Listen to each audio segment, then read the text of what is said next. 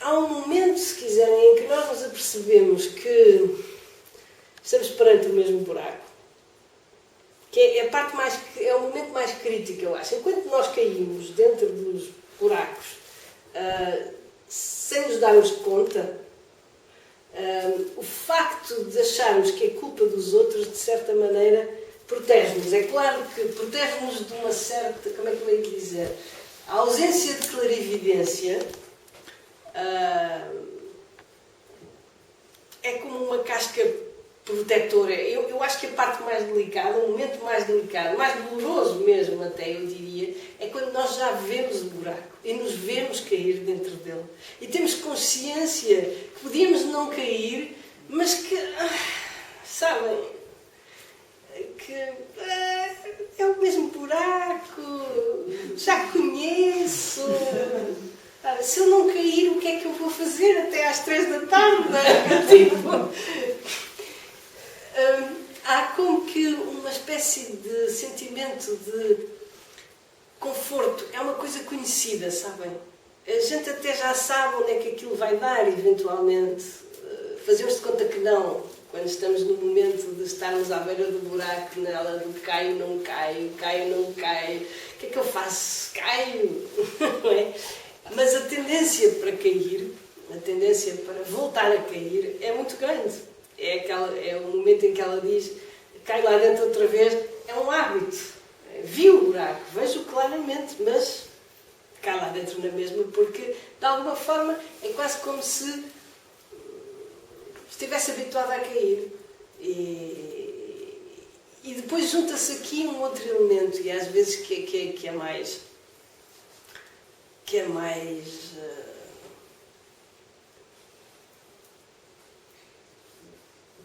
um obstáculo, se quiserem. É o facto de, em relação a certos padrões de comportamento, eles se terem tornado quase identitários.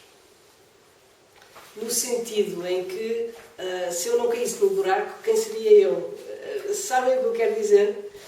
Eu sou aquela pessoa que cai naquele buraco. O buraco é seu. O buraco é meu, o buraco sou eu. E se de repente mudasse o meu comportamento, eu própria não me reconheceria. E como que me perdia e já não sabia quem era, de uma certa maneira. E isso cria uma resistência suplementar. Portanto, na hora, às vezes, em que nós, à medida que vamos ganhando consciência, na hora em que vemos o buraco e sabemos que ele está ali, e sabemos que se dermos mais um passo vamos cair dentro dele, há como que uma resistência dentro de nós que diz, mas tu não caís no buraco, já não vais ser tu, ou o que é que tu vais fazer se não caís no buraco, ou quem serás tu, ou o que é que resultará se tu não caís, porque a gente já, de uma certa maneira, nós já sabemos o que é que vai acontecer quando caímos, mas ainda não sabemos o que é que vai acontecer se não cair, pelo sim, pelo não, não é? Uma coisa é estranho às vezes quando nos apercebemos, mas para muitas vezes para nós, uma coisa dolorosa, mas conhecida, é melhor do que uma coisa desconhecida, que até pode ser muito boa, mas, sabem, como o ditado, um pássaro na mão é melhor que 2 a voar, ou uma coisa assim no estilo, não é? Que se diz em português. Porque mais do que o desconhecido é alguma coisa que nos assusta imenso e, portanto, por vezes preferimos cair no buraco, porque é um buraco conhecido. A gente cai lá dentro e diz, está aqui a mesma, olha, está aqui o porta-moedas que eu deixei cair da última vez, não é? Portanto, há no buraco uma série de coisas que nós já conhecemos, é-nos familiar. Quando nos encontramos lá dentro, já sabemos, já estivemos ali, etc, etc, do que arriscar a não cair. Arriscar a não cair.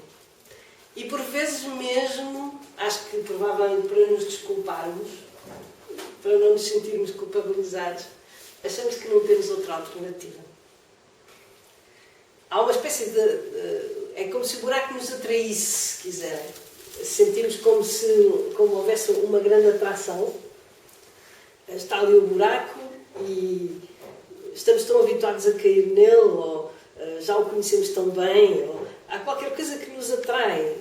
passamos por uma série de fases. Há também, às vezes, esta reação que eu já vi ter, e provavelmente também, se calhar, já tiveram, que é aquela reação de dizer: está ali o buraco, da última vez que eu caí aconteceu-me isto, mas esta vez há de ser diferente. Sabe? Não é? E, portanto, caímos no mesmo buraco, mas com a esperança de que desta vez seja melhor, ou que desta vez vai ser completamente diferente. Não tem nada a ver com... já nos divorciámos e que voltámos a casar 10 vezes, mas achamos sempre que desta vez é que vai ser, não é? Portanto, na verdade, aquilo que nos pode... aquilo que pode modificar a nossa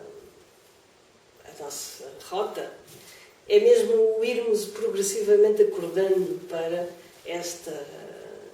estes comportamentos. Primeiro, detectar quais são as nossas reações,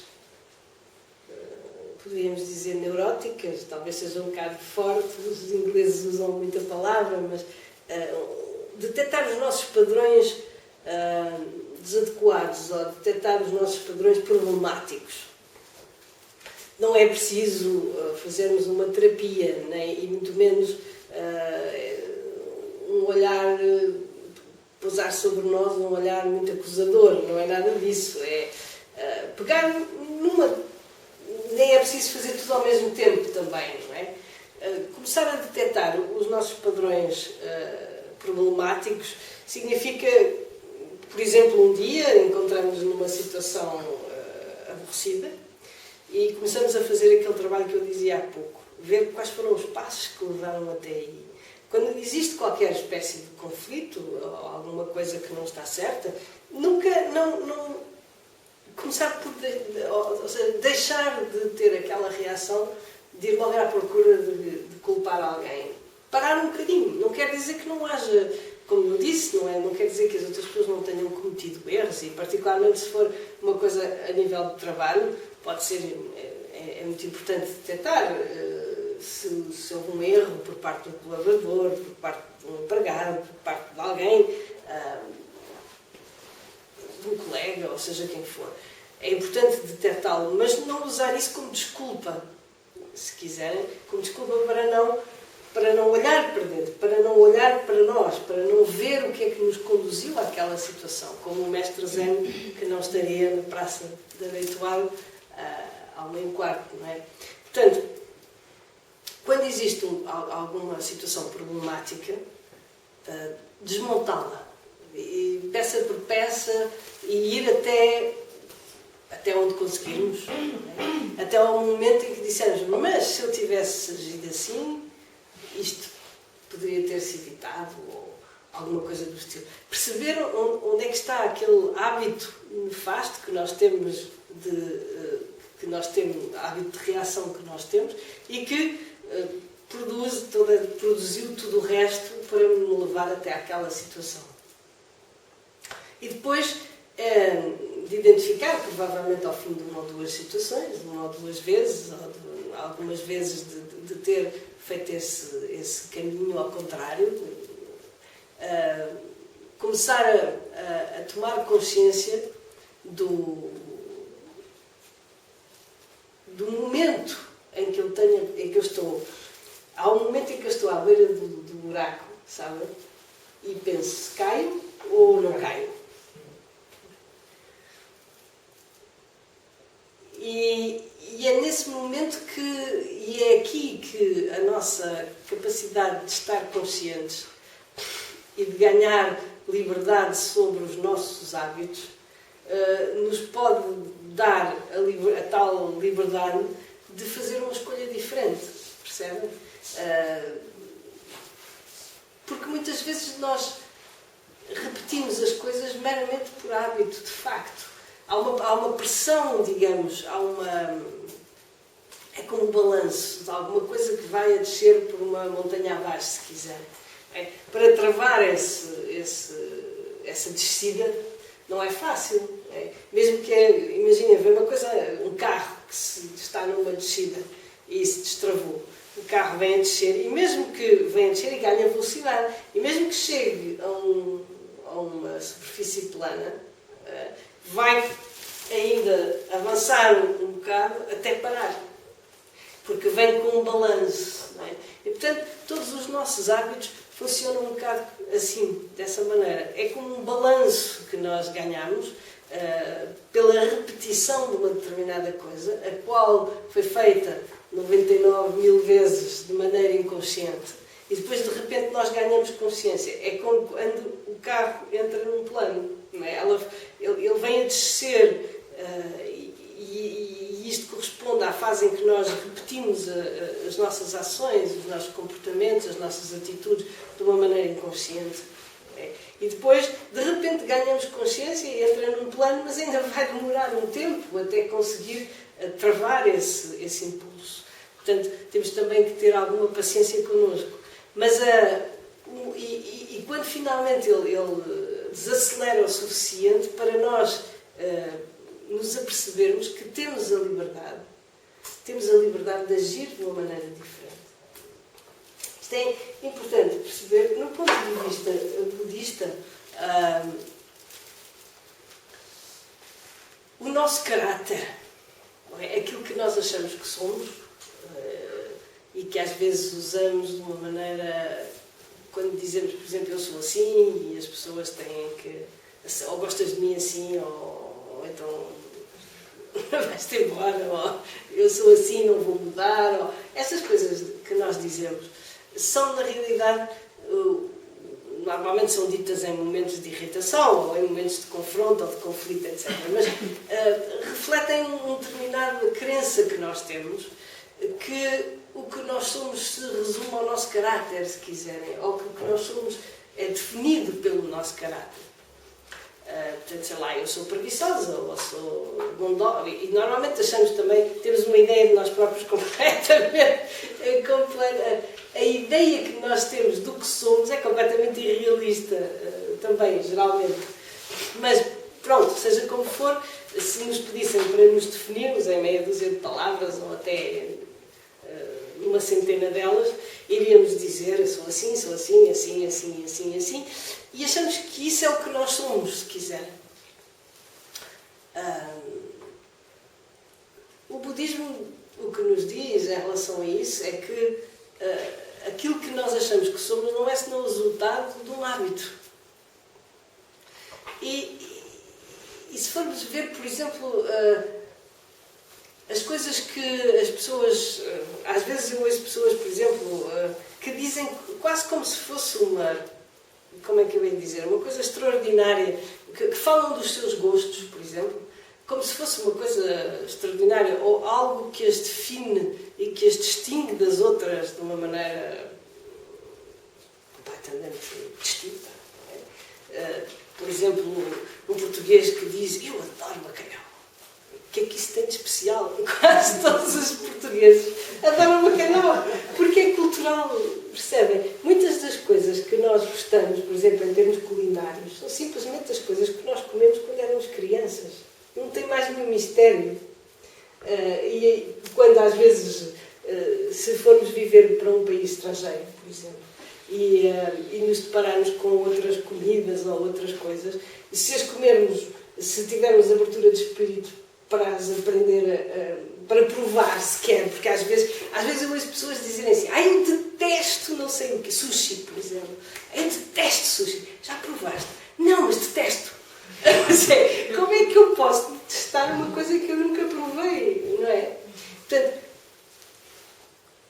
estas coisas que nós achamos que nos definem, muitas vezes são simplesmente meros hábitos que nós ganhamos e que foram resultantes de uma determinada repetição. Não tem nada de especial. Se eu me habituar, se eu tivesse nascido noutro sítio, ou se eu me tivesse habituado a comer outra coisa, eu gostava de outras coisas em vez daquelas de que gosto. Não sei se percebem o que eu quero dizer com isto. É que aquilo que nós agora, muitas vezes os nossos hábitos, nós achamos que eles nos definem, quando na realidade eles são simplesmente o resultado de uma repetição. E se nos habituarmos a fazer outras coisas, como se diz também em português, primeiro estranha-se e depois entranha-se. E, portanto, nós temos, de facto, em nós, a liberdade de sermos uma pessoa completamente diferente, se nos dermos essa chance. Mas às vezes temos tanto medo de perder a nossa identidade, temos tanto medo de já não sermos aquela pessoa que éramos, ou não sei bem de que é que temos tanto medo na realidade, porque podíamos até mudar agora completamente de gostos, deixaríamos de ser nós. Há um exercício engraçado que me contaram há uns tempos atrás, de alguém que vai ver um mestre espiritual, não sei de que tradição, nem sei se era budista tampouco. Chega, senta-se e o mestre pergunta-lhe: quem é o senhor? E ele diz: eu chamo-me, sei lá, Alfredo Matias e sou do Porto. Ele diz: desculpe, eu não lhe perguntei o seu nome nem de onde é que era, eu queria saber quem era o senhor. Então eu sou engenheiro químico e trabalho em Petrogal, por exemplo, e o mestre diz: não, eu não queria saber qual era a sua profissão nem onde é que trabalhava, eu queria saber quem é o senhor. Ele começa a ficar um bocado perplexo, não é? Mas pronto, sou casado, tenho 3 filhos. Não, eu não lhe perguntei qual é o seu estado civil, nem quantos filhos é que tem, eu perguntei quem é o senhor. Sabem? E se levarem esta brincadeira e tentarem fazer essa brincadeira convosco, o que é que diriam em primeiro lugar se vos perguntassem quem era? Provavelmente o nome, que é aquilo que nós em primeiro lugar dizemos, não é? O nome e a idade. Há coisas engraçadas às vezes que as pessoas dizem quando escrevem um e-mail, por exemplo, e alguém que não conhece. Acontece-me receber e-mails de pessoas que eu não conheço. É engraçado ver como é que as pessoas se apresentam, não é? Mas por acaso não tem nenhuma espécie de importância, porque qualquer coisa que se possa dizer sobre nós próprios, data de nascimento, estado civil, nome, etc., se nos perguntarem: não, mas não foi isso que eu perguntei quem é o senhor ou quem é a senhora, chegamos a uma altura que não temos mais nada para responder, não é? O interesse deste questionamento não é deixar as pessoas sem palavras, é fazê-las refletir sobre quem é que elas são realmente, não é? Se define exclusivamente, isto vai um bocado no sentido do que eu estava a dizer, nós achamos que nos definimos pelo nosso caráter, ou seja, pelos nossos hábitos e pelos nossos padrões, na realidade, pelos nossos hábitos de atitudes mentais, de atitudes físicas, de atitudes verbais, pelas roupas que vestimos, por estas coisas todas, e é isso que nos define. E é por isso que é tão difícil para nós descobrirmos que temos a liberdade de ser uma pessoa completamente diferente. Até porque, ainda por cima, não é? Geralmente, até gostamos de ser como somos. Pelo simples facto de sermos assim. Sabem, é um círculo vicioso. Eu gosto de ser como sou por ser assim. Se fosse diferente, se aprendesse a ser diferente, a gostar de outras coisas, gostaria de mim como seria depois de me ter transformado. Porque é simplesmente... Porque gostar significa o quê? Estou habituada. É familiar, é confortável. Compreendem? E por isso encontramos pessoas que, por razões culturais ou sim, gostam de coisas que são extremamente... que podem ser consideradas por outras como disgusting.